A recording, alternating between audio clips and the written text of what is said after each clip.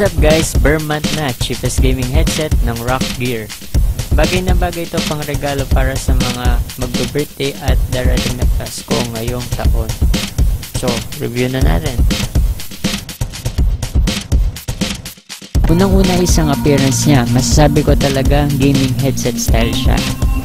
So, simula sa adjustable foam and leather, fusion headband, tangle proof, LED illuminated, lightweight, replaceable earpads, foam and leather covers, pero kailangan nyo pagbilin ang earpads para sa ipapalit nyo.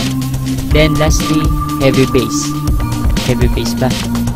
Heto na, sound quality para sa budget mo 350 pesos na gaming headset rock.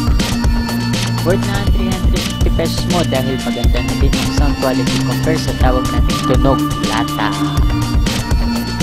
At para sa heavy bass, well, for me, hindi siya ganun ka-heavy.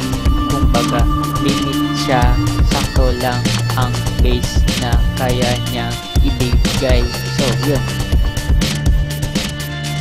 Para sa ibang parts, mayroon microphone with volume control na malakas and USB 2.0, mic and speaker adapter. So, yun.